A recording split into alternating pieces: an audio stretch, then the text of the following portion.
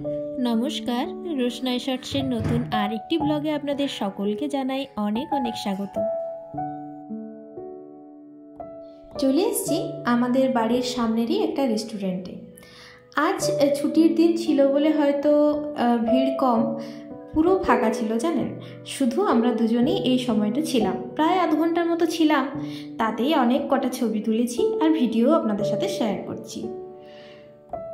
দাঁড়ান, পুরো জায়গাটা আপনাদের সাথে একবার শেয়ার করে নিই। এই দেখুন, এই হলো সেই জায়গা। আর এইখানে আমি ওই দিদির একটু ছবি তুলে দিচ্ছিলাম। কোথাও এলেই আমরা ছবি তুলতে সকলেই অনেক ভালোবাসি।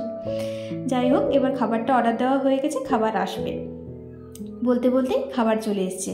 এখানে অর্ডার দিয়েছিলাম কাশ্মীরি পোলাও আর কড়াই চিকেন। কাশ্মীরি আলুর দম আমরা দিতে বলেছিলাম, কিন্তু ওনাদের আজকে আনঅ্যাভেলেবেল ছিল বলে আমরা পাইনি। যাই হোক, খাবারটা থেকে গন্ধ এসেছিল ভারী সুন্দর। তো খাবার নিয়ে বসে থাকা মুশকিল, আমরা খেতে শুরু করলাম। দাঁড়ান আপনাদের সাথে শেয়ার করি। দেখুন কড়াইটা কি সুন্দর, তাই না? আর দাঁড়ান, কাশ্মীরি পোলাওটা আপনাদেরকে একবার দেখাই। এই দেখুন, ভাপটা উঠছে আর গন্ধটা নাকে আসছে, দারুণ গন্ধ, চারিদিকটা যেন মমো করছে। চলুন এবার খাওয়া যাক। আমি মাঝে মাঝে ভিডিও দিই, আমার পুরোটাই আমার নিজের ভালো লাগার জায়গা আর কি, সেই জন্যই দিই। আমি জানি যে আমি ঠিকঠাকভাবে ভিডিও করতে পারি না, বা ভয়েস কোয়ালিটি, পিকচার কোয়ালিটিও অতটা ভালো না, কিন্তু আমার ভারী ভালো লাগে এই ভিডিওগুলো করতে। আর আপনারা যদি একজনও সেখানে কমেন্ট করেন বা লাইক করেন, আমার তাতে ভারী ভালো লাগে। তাই আমি এই ভিডিওগুলো কন্টিনিউ করি। প্রত্যেক দিন তো দিতে পারি না, মাঝে মাঝে আপনাদের সাথে কিছু কিছু ভিডিও শেয়ার করি। আর এই দেখুন, কড়াইটার এই সাইডটা এত গরম হয়ে গেছিলো, নিতে যেয়ে একটুখানি পুড়ে গেল। যাই হোক, আমরা খাবারটা সার্ভ করে খেয়ে নিই। দেখছেন এখানে কাজু, কিশমিশ আরও আঙ্গুর ভর্তি ছিল, পুরো দারুণ লাগছিল খেতে খাবারটা। আর এই বাইরের দিকটা দেখুন, নীল আলোগুলো কি সুন্দর লাগছিল। এই কাজটার সিস্টেম হচ্ছে বাইরের দিক থেকে ভেতরটা দেখা যায়, ভেতর থেকে বাইরের দিকটা দেখা যায় না।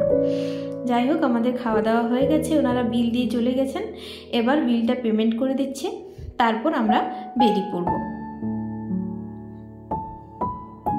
এই খাওয়ার শেষে এই মৌরি আর ওই যে চিনি দেয় না, ওটা খেতে আপনাদের কার কার ভালো লাগে অবশ্যই কমেন্ট করে জানাবেন। এটা তো আমার বেশ ভালো লাগে, তো আমি ওটাই খাচ্ছিলাম। খেতে খেতে ভিডিওটা কমপ্লিট করলাম। চলুন এবার বেরিয়ে পড়া যাক। আমরা এসেছিলাম স্কুটিতে, যাওয়ার সময় বেশ কিছুটা আমার 8:30 9টা বেজে গেছে, এখন বেশ ঠান্ডাই লাগছিল। তো যাওয়া যাক। এখান থেকে আমাদের বাড়িটা ওই 10 মিনিট মতন সময় লাগে। তো আমরা এবার আস্তে আস্তে স্কুটিতে করে বেরিয়ে পড়ি।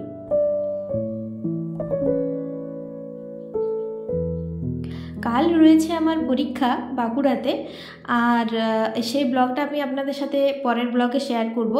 কাল আছে আমাদের একটা ভাই কলেজের মধ্যে পিঁপড়ে ও উই নিয়ে সুন্দর প্রজেক্ট, যেটা হচ্ছে পিঁপড়ে আর উই পোকা কিছু দিয়ে দেবেন স্যার, সেইগুলোকে আমাকে কলেজ ক্যাম্পাসের মধ্যে খুঁজতে হবে।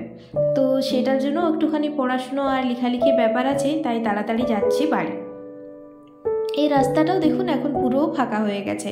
এটাই হচ্ছে আমাদের মুকুটমণিপুর যাওয়ার রাস্তাটা। তো আমরা বাড়ির দিকে যাই। ব্লগটা আমরা আজকে শেষ করব না, কাল সকালবেলায় ব্লগটা শেষ করব।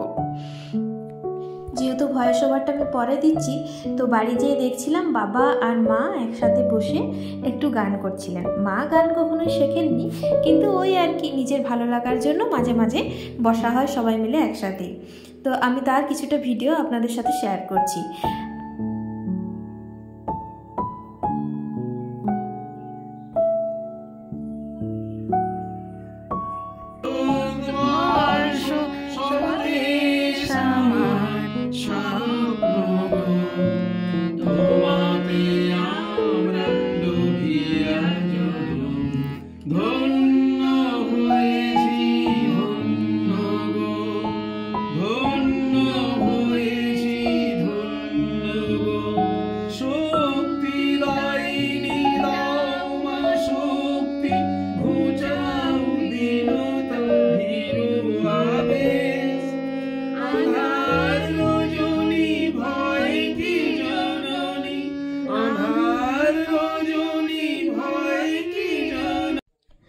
এই ভিডিওটা হচ্ছে তার পরের দিন সকালবেলার ভিডিও।